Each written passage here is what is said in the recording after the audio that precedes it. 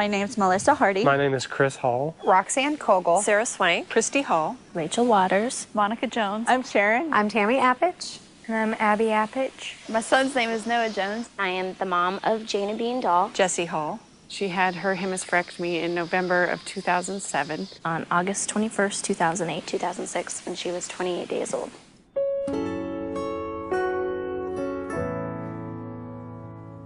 We were absolutely devastated that the hemispherectomy was a recommendation for our child. By the time we got to having surgery, it was more of a relief than anything because nothing else helped, and seizures just got worse and worse and worse.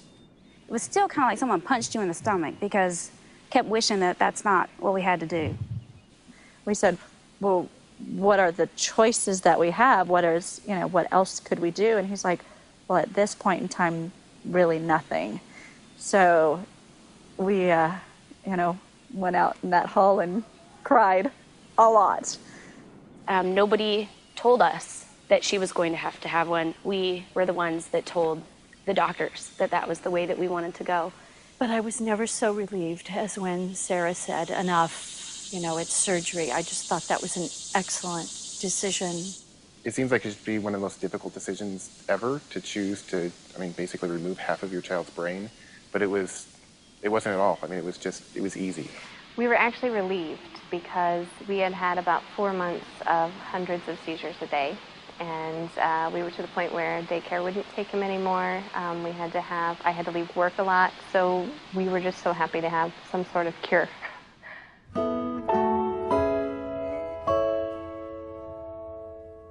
Oh, that's the part I dreaded the most. The part I dreaded the most was saying goodbye to him the day of surgery. And I kept picturing that moment leading up to it over and over in my head. And even now it makes me really emotional. I went back to my room at the children's house where we were staying and just lay down. The stress was such a physical burden that I could not make it through it. So I knew it was an 8-hour surgery. I knew I could be gone for 3 or 4 hours and nothing would happen, so I left. During surgery day, we blogged about every hour in terms of how Jessie was doing, the reports we were getting, because there were people that wanted to know. Because she was only 16 months old, I really hadn't finished her baby scrapbook, so I actually worked on her scrapbook from her baby years, from her first year. Rachel was in surgery for 10 hours, and we set up in the waiting room with our laptop computer, and we had a snack station, and we were very fortunate as there was 3 other hemispherectomies at UCLA at the same time we were. Well, my husband and I asked our families to sort of stay at home and just let us be alone at the hospital. We really felt like trying to nurture or support anybody else was really not going to work. So we sat in a family waiting room and I read a book. My husband slept. There was a lot of sort of quiet staring into space time, a lot of hand holding. We were all away from the chaos of the hospital because they would call us when it was time to come back. We slept. Took the opportunity to go get something to eat together as a family because we knew we couldn't do anything. She was in really good hands.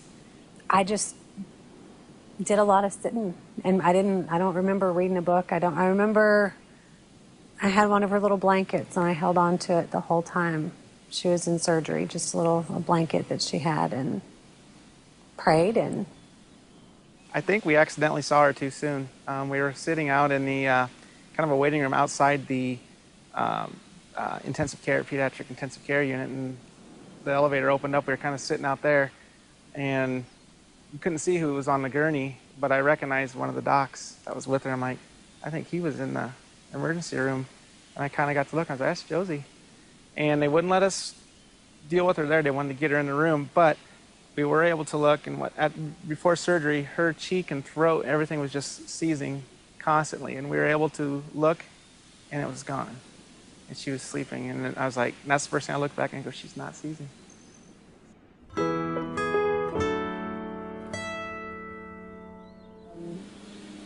Was there an easy part of the process? The easiest part was making the decision to have the surgery. I guess the day of surgery was surprisingly easy.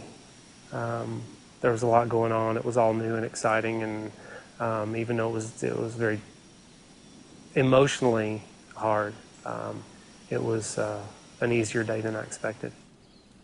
I don't think it was really easy, but I think maybe the recovery part was easy for us.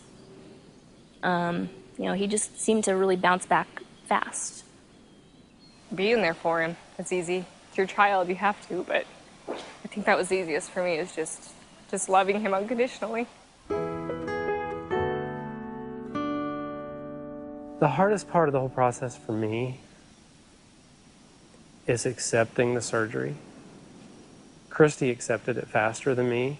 I was still reading research on trying to figure out that the doctors were wrong up until, you know, a few weeks before surgery, thinking that, oh, I can find something out and she won't have to go through this surgery and everything will be okay. Not having any clue that there's anybody else out there that has gone through this and that these kids will be okay, and they, you know, they come out of surgery and they wake up, you know, and they will interact with you, and, you know, just having, you know, not knowing that was really, really hard. And I wish that we had been connected with at least one family that, you know, we could have at least said, hey.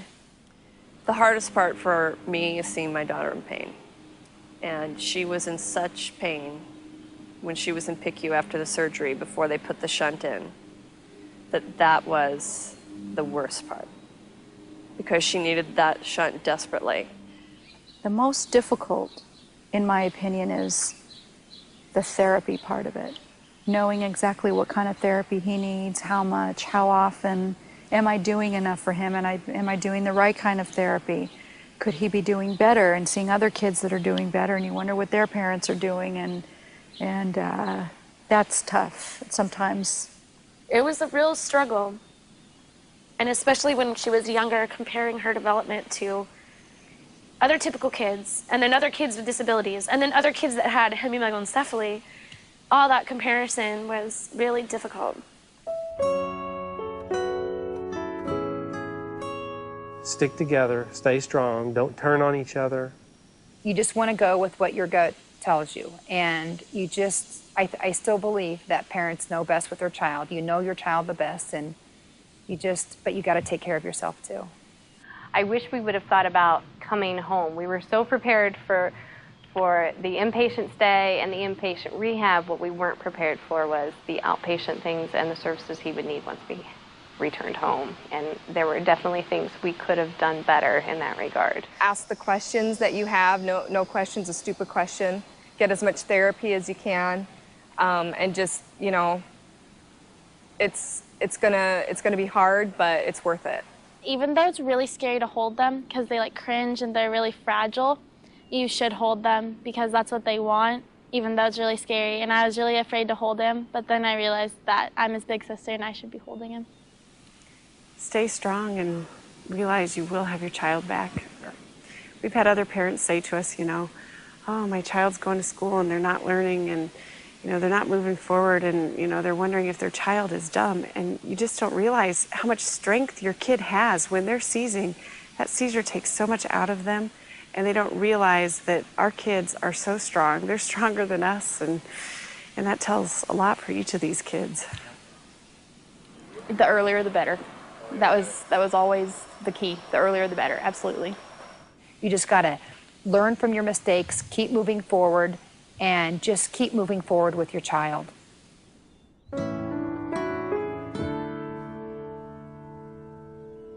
It isn't a 2 or 3 week ordeal.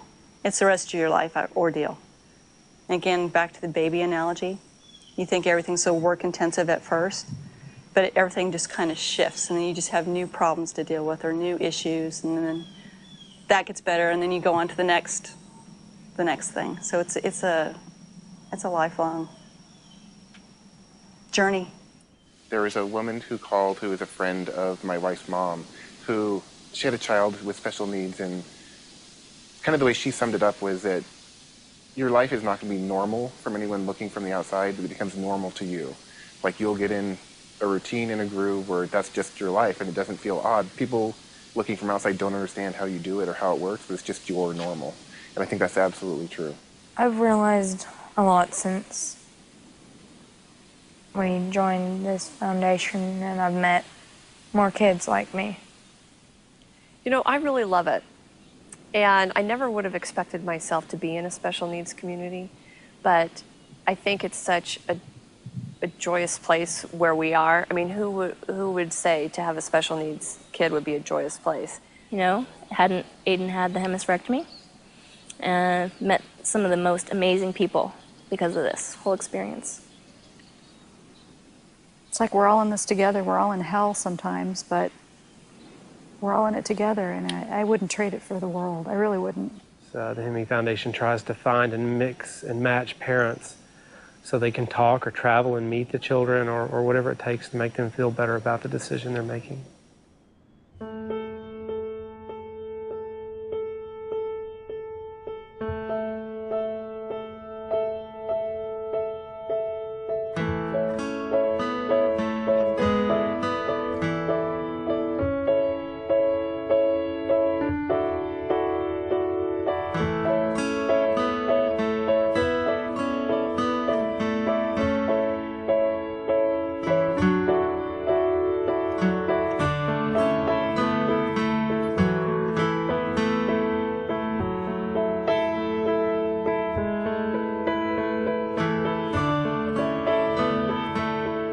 I've made friendships within our hemimegalencephaly group that far surpass even blood ties. I mean, they're my family, and their children are my family.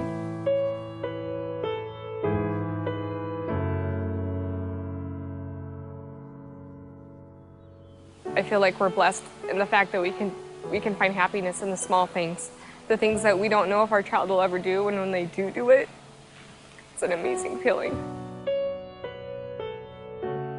Meeting other kids gave her new hope.